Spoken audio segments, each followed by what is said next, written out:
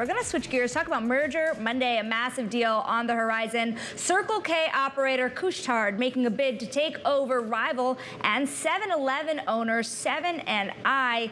This deal would be the biggest foreign takeover of a Japanese company. 7 & I has come under pressure from activist fund Value Act. And fun facts, guys, there have been actually a record number of activist campaigns in Asia, with Japan passing the entirety of 2023 in just the first half of this year. That is a record numbers of campaigns in Japan. There have been more than 24 campaigns this year there, as the company tries to become more shareholder friendly. Much of the activist activity is from local activists, but Value Act is a notable outsider. Value Act, of course, with two co-CEOs really pushing into Japan at a greater rate. Fun fact also, 7 & I used to be also owned by Third Point, which is how the current CEO got here. We don't yet know how Value Act is going to react to this takeover offer, but we're going to talk about it more with Bloomberg's deals reporter, Crystal C. Because one major outstanding question about this merger is, will Japan let it happen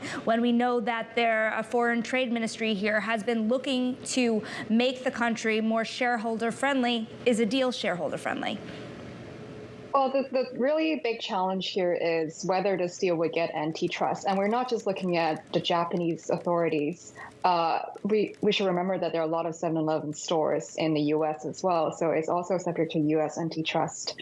And we all know that U.S. antitrust has been extremely challenging, especially when anything that has a retail footprint. Looking at Albertsons, Kroger, it's been years in the making and it still hasn't gone through. In this regulatory climate, I think this is the biggest thing that any investors will look at. And obviously, whether it delivers shareholder value, whether that synergy is going to make sense, that's always going to be something that investors focus on. But the feasibility of it really lies on the antitrust element. Where are the majority of these stores? I mean, we think of 7-Eleven as a U.S. company.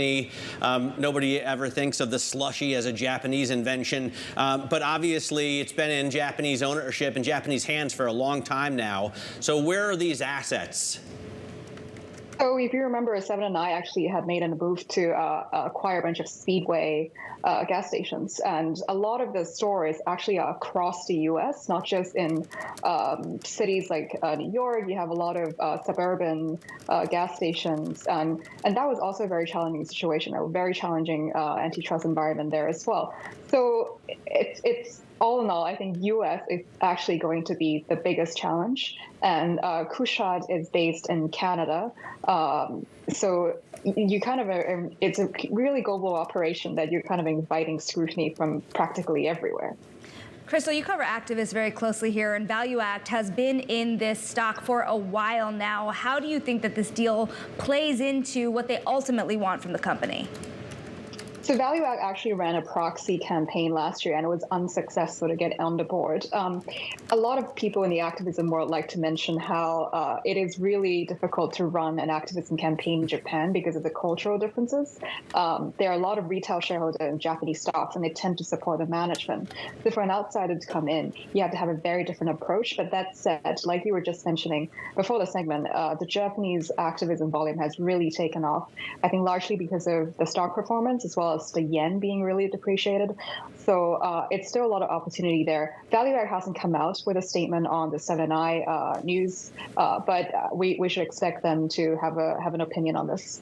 And Crystal, we have just about a minute left with you, but I want to talk about broader M&A here because, of course, we have this deal. Last week, we were discussing with you, of course, Mars agreeing to buy Kellanova, for example. And it's interesting that you've seen this summer really heat up when it comes to the M&A world because in just a couple of months, we have a U.S. election. So when you think about the course of the remainder of the year, would you expect momentum to build, or is this sort of the last rush?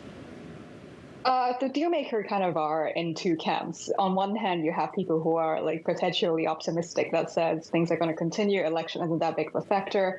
But like we had just talked about, antitrust being such a big element and such a big influence in any kind of deal making these days, it's really hard to discount that. We could probably see things getting out by maybe September. And from then on, it's really getting perhaps too close to the election. But then you're also seeing that this particular situation conversation, it mainly isn't U.S. focused. It's a Canada, Japanese deal.